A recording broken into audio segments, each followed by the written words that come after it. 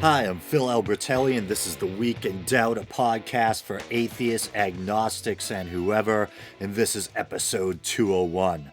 Before we start, I'd like to thank Matt Sherman for liking the Week in Doubt Facebook page, and another shout out to Thor Holt. I've been enjoying his Write with Courage podcast. I actually just listened to his interview with writer and professor of economics Mark Blythe. It helped keep me sane during the long ride home from work today. Good stuff, man. Keep it up. Oh, yeah, and I meant to say, as someone with a graphic design degree, I really like the album or thumbnail art for the podcast, too. Just saying. So last week I mentioned a woman by the name of Nazanin Zaghari Radcliffe, hope I didn't butcher that, a mother and charity worker who is being held captive in Iran. Sadly, I hadn't even been aware of the story until Anna Nash Steer, one of Nazanin's relatives, messaged me with a link to a online petition. Since then, I've been reading up on Nazanin's story, and this has been going on for a while now. There's news stories about her imprisonment that go as far back as May, including one penned, or should I say typed, by Nazanin Boniadi, I think it is, a British-American actress of Iranian descent, perhaps best known for her role on Homeland. So last week I signed the petition, shared the link on Facebook, and briefly mentioned Nazanin's story on the show. But I feel like I need to do more. I know it's not much, but I thought maybe if I read a news article about Nazanin and her family's plight, it might help keep the story alive in people's minds and help spread awareness. And this one's actually from the Mirror, and I don't know exactly what kind of reputation the Mirror has on the other side of the pond. I have friends and fellow podcasters in the UK. Maybe you guys can fill me in on whether or not the Mirror is a good paper. But anyway, this is dated August 11th. So, wow, just a couple days ago. And it's entitled Agony of British Father Whose Charity Worker Wife is Imprisoned Waiting to be Tried by Iran's quote-unquote hanging judge. Nazanin Zaghari Radcliffe has been held in an Iranian prison since March on unknown charges, and now her husband, Richard Radcliffe, is speaking out. It was a day like any other for Richard Radcliffe dropping his wife and child off at Heathrow Airport for their flight to Iran. His partner of 7 years, Nazanin, was taking their 2-year-old daughter, Gabriella, on holiday to see her grandparents in Tehran, a trip she would do often. After a 2-week holiday, they were due to return on April 3rd. They never did. I first received a phone call from her brother, Richard told Mirror Online. He told me not to panic, but they had not managed to board their flight. Over the coming days, the very worst was going through Richard's mind. He breathed a huge sigh of relief when he first heard through Nazanin's mother that she was okay and that his daughter was safe. Initially, Iranian authorities claimed that the reason Nazanin and Gabriella were not allowed to fly was because of administrative passport issues which would be resolved in a matter of days. Richard was growing frustrated with what he thought were simply bureaucratic holdups, but then the reality of the situation set in. Nazanin, a charity worker for the Thomson Reuters Foundation, and I looked it up, and yes, the Thomson Reuters Foundation is affiliated with the Reuters news agency, and I believe they focus on things like supporting and promoting independent journalism and human and civil rights, etc. But anyway, so a charity worker for the Thomson Reuters Foundation was soon moved to an unknown location in Kerman Province, located 1,000 kilometers south of Tehran. There she is being held in solitary confinement. Richard said that day at Heathrow Airport all feels quite surreal in a sense. We weren't so much thinking about having an emotional goodbye before the flight. We were just concerned with Gabriella, who was running around all over the place and giggling and laughing like kids do. As parents, we were just trying to keep her calm, and I would see them again in a few weeks. But Richard didn't see them again, and his life has been on hold ever since. Without access to a lawyer, Nazanin has signed a confession under duress, the details of which are unknown at this stage, and has been interrogated on issues relating to quote-unquote national security.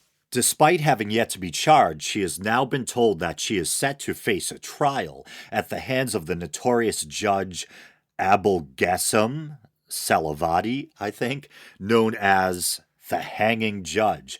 As the head of the 15th branch of the Islamic Revolutionary Court, he earned the nickname following a string of accusations that he has carried out miscarriages of justice in high-profile trials involving foreign political activists, lawyers, journalists, and ethnic and religious minorities. And they have a picture of the judge, and definitely a kind of intimidating-looking guy.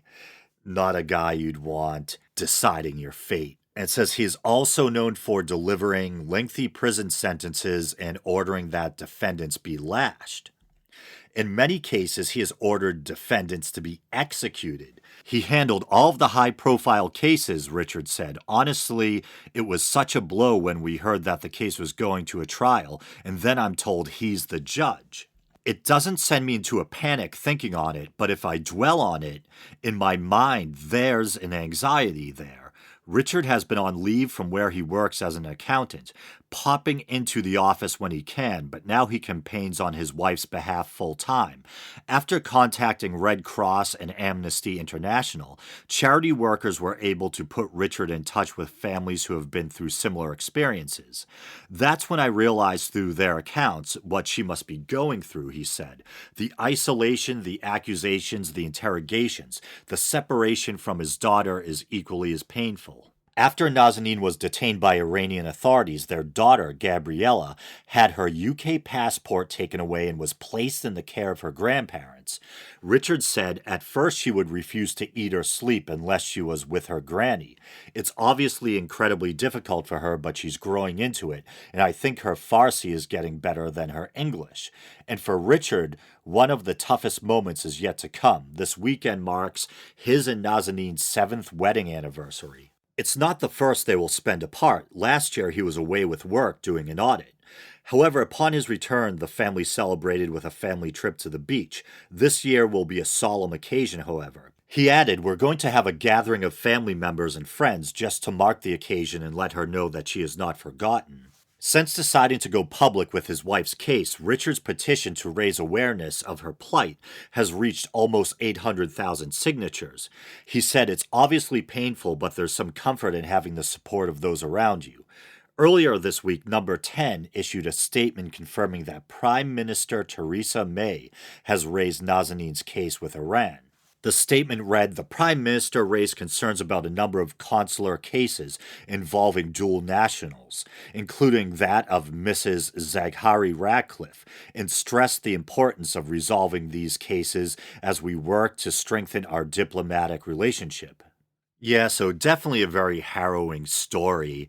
And whenever I hear stories about that, about people being held captive unjustly abroad, it really gets to me. If you have an ounce of empathy, you can, it just makes you cringe trying to imagine what it must be like for both Nazanin and her family. In Nazanin's case, being separated from her daughter and husband and locked up for unknown, I'm imagining political reasons probably. And then the case of the family, especially the husband and the daughter, trying to live with this awful knowledge that your wife or your mother is locked up and who knows what's happening to her. So I wish them well with that petition. Unfortunately, I don't have the link in front of me. If you want to sign the petition, I gave the link out in last week's show, and it's also on the Week in Doubt Facebook page. And it's a change.org petition. I believe, so it should be easy enough to find. But yeah, I wish them well with that petition. I hope this horrible story ends up with some kind of happy resolution, seeing this family that's been torn apart reunited. Horrible stuff. And hard as it is to segue out of a story as horrible as that, I guess I have no choice but to move on. Now, this story comes from friend of the show, Joe Pugsley of Voice of Doom fame. He sent me a link to an interesting Pathos story entitled "Atheist Mom Forced into Court-Ordered Christian Counseling." And no, this isn't in the laughing and disbelief section. Won't get fooled again. This is from the atheist channel or blog, within Patheos, entitled Progressive Secular Humanist. And it's by Michael Stone. And whoa, this story's almost a year old. Let's hope it's still interesting and relevant. Here we go. Joe sent it to me, so I trust his judgment. It should be a good story. I glanced over it, but I didn't read the whole thing yet. In a flagrant church-state violation, a New Mexico mom loses her children after refusing to attend court-mandated Christian counseling sessions. KRQE reports Holly Salzman was hoping to get some help co-parenting her 11-year-old twin boys with her ex-husband, but instead she says she got 10 court-ordered religious sessions that she did not want. And here's a quote from Holly Salzman. I walked into the session and the very first thing she said to me was, I start my sessions by praying. When I expressed my concerns that I didn't pray, she said, well, this is what I do, and she proceeded to say a prayer out loud. Salzman, a single mother of two, said she felt so offended and disgusted that she stopped going to the court-ordered sessions. The result was that the court took her kids away, Salzman reports. It's probably the worst thing I've ever been through in my life. Well, at this point, and once again, I just glanced over the story, so in a way I'm hearing it in depth for the first time along with you guys as I read it. I wonder if she voiced her misgivings or whatnot to the court. Did she let the court know that she felt uncomfortable working with this co-parenting counselor or whatever it is who had this weird kind of religious bent? I think that would have been the responsible thing to do, and maybe that's what she did. If the court tried to make her go to this particular counselor who insisted on pushing her own religious beliefs on a Holly Salzman, then I could see how, as a form of protest, she might decide to stop going. But if she just stopped going without voicing her concerns or her objections, then that may have been irresponsible. So far, this does sound like some kind of infringement on the separation of church and state. In a way, this kind of reminds me of the case of Anonymous Steve, that father from Britain who I once interviewed and haven't heard from in a while. Where you at, Steve? Who I believe he's a psychologist, I think. I forget his exact occupational title. But he had gone through what I think was a rather amicable divorce. And it wasn't his wife. It was the court, the judge, tried to force him to bring his children to Catholic Mass. So far, this story reminds me a little bit of that. Although, of course, Steve is in the UK and Holly Salzman is here in the US. And I don't know if English law recognizes the separation of church and state in the sense that we enjoy it here, or at least in theory. In order to regain custody of her children, Salzman was forced to complete the faith-based counseling despite her objections. Okay, so there it is. She did object. And still, according to the story, she was forced to complete the sessions with this woman. And they're not just saying that this was some weird or one-off counselor with an idiosyncratic habit of trying to drag her religion into her work. Here they're actually calling it faith-based counseling. But I'll continue. And despite the fact that she is not religious and does not believe in God, KRQE reports that in every counseling session there were handouts with quotes from Psalms and other religious sources, and religious-based homework such as one activity titled, Who is God to Me? You've got to be kidding me. So, if the court was aware of all this and even endorsing it, mandatory religious homework and all this, so far this is a clear violation of the separation of church and state. In a series of undercover videos, the court-mandated Christian counselor repeatedly forced the issue of God and Christianity into the counseling sessions, despite the fact that her client had no interest, and found the discussion of religion in the context of the counseling sessions offensive. And I would find that offensive too. And I mean, of course, because I'm an atheist, but maybe even if I happen to be a Christian who, wasn't a fundamentalist, didn't believe in dragging my faith into everything, I might be upset that I'm supposed to be taking some kind of parenting course, or co parenting course, instead of just giving me sound advice about what steps I should take to make things go more smoothly for my children or whatever. You're pushing religion on me and making everything about religion. I would be offended too. In one secretly recorded session, the counselor told Salzman, "The meaning in my life is to know, love, and serve God. If you want to explore how God was in your past, how God was in your life and not in your life, I know you don't believe in God, which is fine, but I know at some point he was in your life in some way." And, just what a load of garbage. Keep it to yourself and just act like a professional parenting counselor or whatever your title is. Does this lady and the judge, for that matter, think that you need to be a Christian in order to be a good parent? I'm sure there's plenty of crappy Christian parents out there. I'm not a parent, but I would imagine that all you need to be a good parent is probably common sense, empathy, and patience. You don't need a bunch of religious dogma stuffed down your craw in order to be a good parent. In fact, I might argue that pushing religion on your kids might be a good way to screw them up. But it continues, and it is heartbreaking to note that if a mother does not quietly endure the abuse of the obnoxious Christian counselor, her children will be taken from her by the courts. Commenting on this story, Peter Simonson, well, to pause for a moment, I was just reading that story about Nazanin being held captive in Iran and torn away from her child. And we like to think that we live in this modern, progressive society where we're not ruled by a theocracy or anything like that. But all too often we hear about these stories of the creeping infringement on the separation of church and state. And sometimes when you hear these stories, it does almost feel like you're living in a theocracy, where you have someone who, in essence, is being threatened with being separated from their children if they don't go through with this Christian counseling. But once again, commenting on the story, Peter Simonson, ACLU executive director, said, "No one should be put in a position where they are forced to accept training or therapy that violates their own religious beliefs and morals. We've got protections in our country under the Bill of Rights."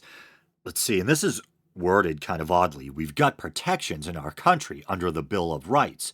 Are intended to try and stop that." That doesn't make any sense.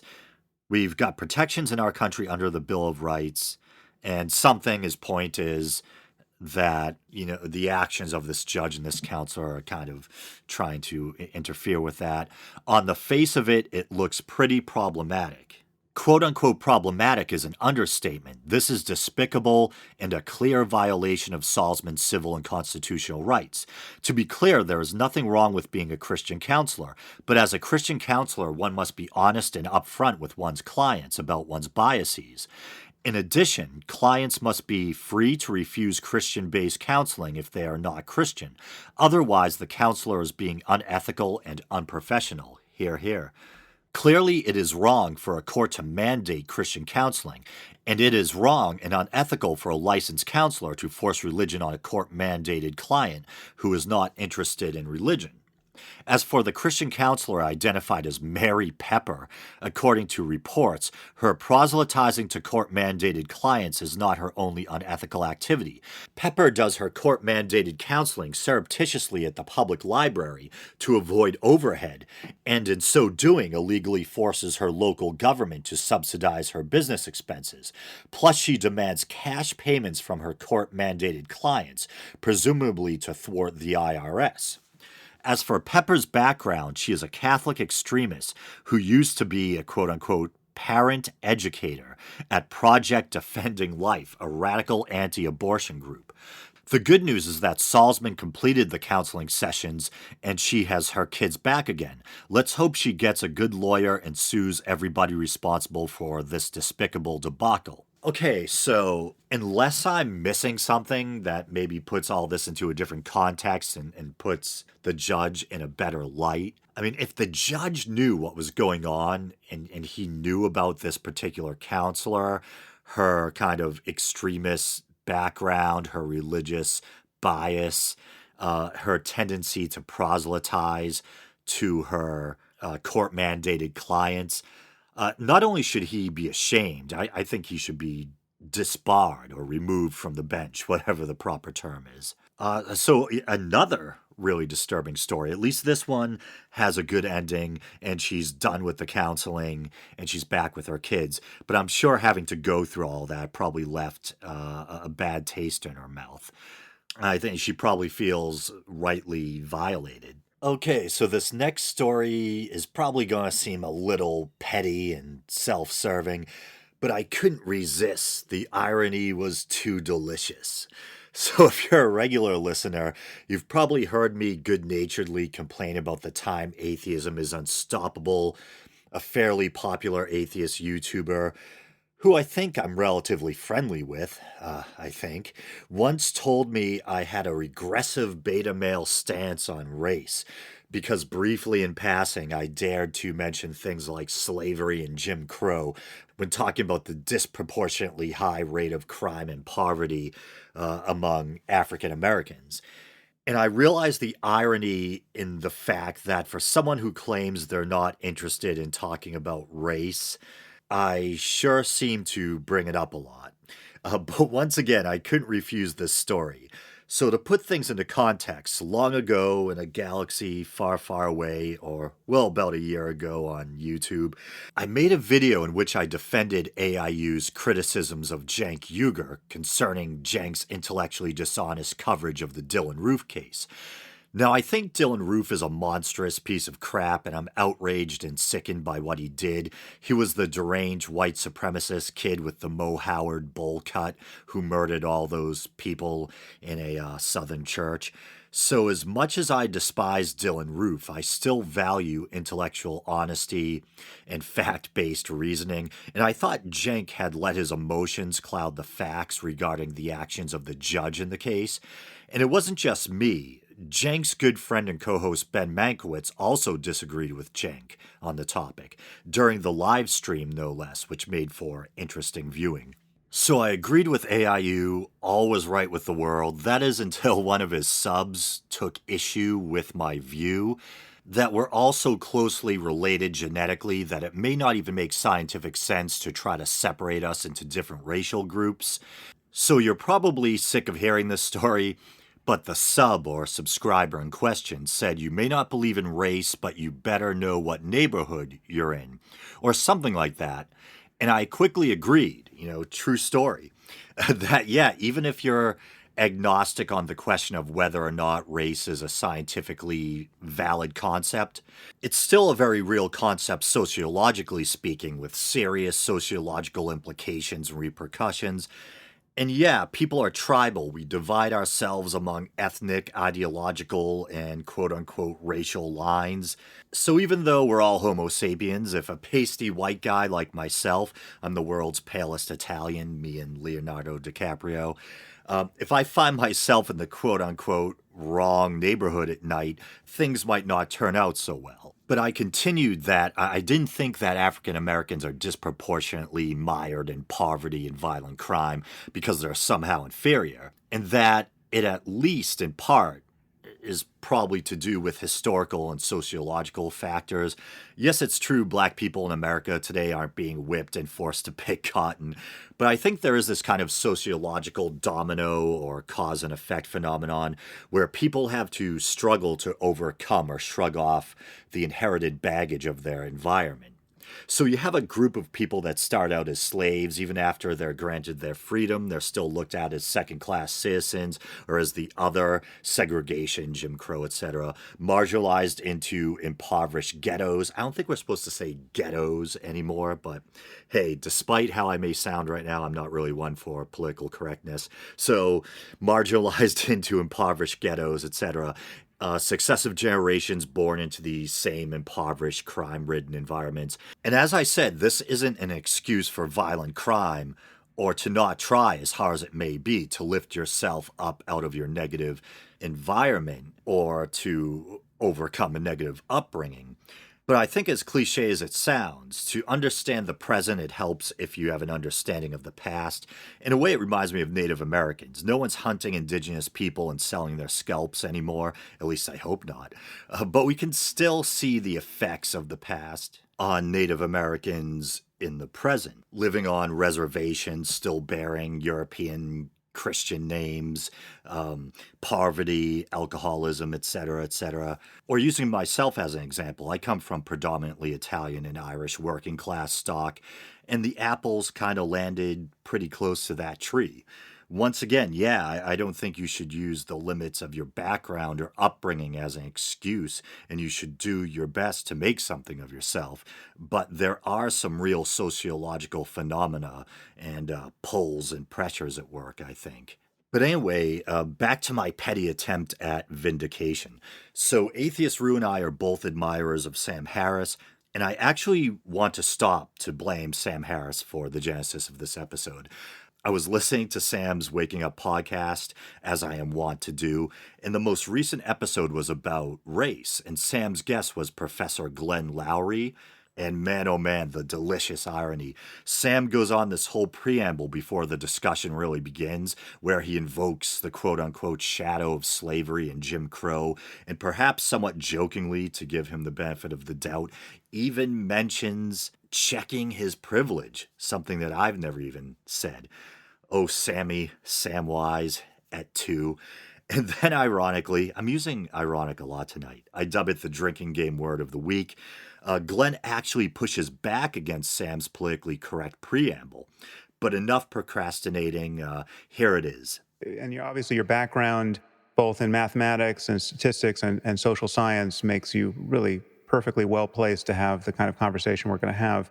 I've been wanting to talk about race and racism for a while because it's a topic of just such huge consequence. And it's a topic that, again, attracts a fair amount of logical and moral confusion, which renders people unable to reason with each other. And this is not a problem just across racial lines, and it's not just a problem in public. I mean, frankly, I have white friends who I find I can't have this conversation with because they've become so emotionally hijacked. And they don't realize, from my point of view, they don't realize that almost everything that is coming out of their mouths doesn't make moral or logical or historical or psychological sense. And this really worries me because I view the maintenance of civilization and our moral progress as a species really as a sequence of successful conversations. I've said this many times before on my podcast and in writing. It seems to me that we live in perpetual choice between conversation and violence, just as a species. So when I see conversations reliably fail like this, I start to get worried. And so I've been wanting to talk about race, and this is just the context of how I set up this conversation.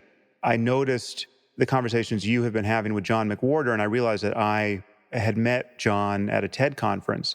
So I got in touch with him, and then he suggested I speak with you. And so you are my Virgil, who's going to guide me through this wilderness of error. And again, thank you for agreeing to do this. Hope I'm up to the task here. It's a tall order, actually. And I guess a final preliminary point, I feel the need to offer a disclaimer up front because... Here we go.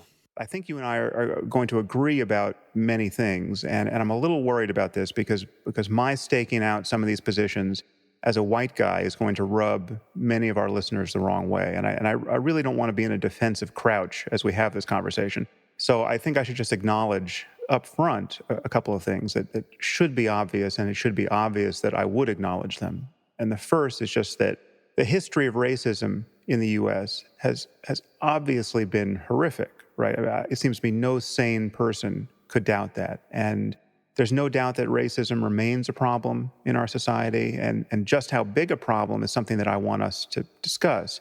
But I can check my privilege at the outset here. I have no doubt that I have reaped many advantages from being white. And I have no idea what it's like to grow up as a black man in our society. So I get that I don't get it. And if there's any way in which my not getting it seems relevant to the issues we're about to touch, I certainly hope you'll point that out to me.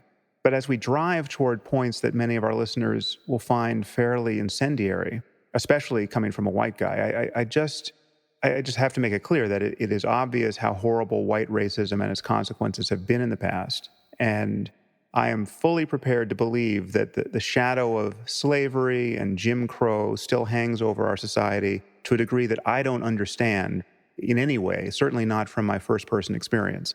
But my goal in this conversation is to get an accurate picture of race and racism and police violence as it occurs now, so that we can think about how to move forward. So I just wanted to erect that bulwark, however ineffectual it will prove to be, because I just have no doubt that we're about to say some things that will lend itself to selective quotation. And I've now learned through, rather cruel experience that some people listen to this podcast just for the pleasure of quoting me out of context in misleading ways. So, but that's with this caveat, which may do me no good whatsoever. I want to throw that up before we dive into the details.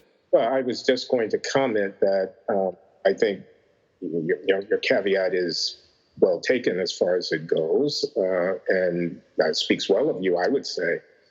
But it's such a pity that it's necessary for you to make that kind of elaborate, preemptive move here, that it bespeaks how closed and tortured is the environment in which we're having the conversation. I'm black, all right? I am, if anybody is, grew up on the south side of Chicago in the 1950s and the 1960s from a working class background. Have had many a run-in with American racism, all across the board, and descend from people who had been slaves in the United States. On the other hand, we sit here in the year 2016. 1863 is a century and a half in the past. Jim Crow segregation is a distant memory. Barack Hussein Obama is about to step down, having served 2 terms, winning comfortable national elections to the highest office in the land. The commissioners of the police in many of the cities in which Black community relations are most troubled are themselves African American, as often are the administrative officers running the governments of those cities. We are 50 years past the advent of the onset of affirmative action. This is not 1910, 1950, or 1985. This is the year 2016. And the idea that white privilege is such a stain on the country that an otherwise rational and intelligent person who happens to be white needs to give an elaborate preamble before they enter a conversation about race relations in this country, that the benefit of the doubt or the willingness to hear something that one doesn't agree with without imputing invidious motives to the person who's expressed that view is so rampant that a person like yourself needs to, in effect, apologize in advance for having an opinion. Come on, that's awful. That's poisonous. That's good. So that's just Glenn Lowry spotting off, and I don't know how that'll leave me in the minds of some of your viewers who might want to take what I've said out of context as well, but that's where I'm coming from here. Oh, Sam, you regressive beta cuck. Checking your privilege, talking about slavery and Jim Crow. I'm just having a bit of fun, but that was an interesting exchange. And I bet you there's probably a lot of Sam Harris fans out there, kind of, the anti-PC type, that might find themselves actually siding with Glenn Lowry as opposed to Sam regarding that exchange. But anyway, I guess I'll call this episode quits. I was going to do another reading from Chris in the Morning, Love Life and the whole karmic enchilada. but I'm already past the half-hour mark. But I think I'm going to keep that going. So hopefully it's not too cringe-inducing and you guys kind of like the first one. But you guys know the drill. You can like the Facebook page, follow the show on Twitter, subscribe or leave a review through iTunes. If you want to support the show monetarily, you can do so either through Podbean using the PayPal widget or by going to patreon.com/theweekindoubt. And for as little as 99 cents, you can help the show out on a monthly basis and quit anytime you want. And of course, there's the YouTube channel, and you might be watching right now. I guess that's it. So, all right. Thanks, everyone. Till next week.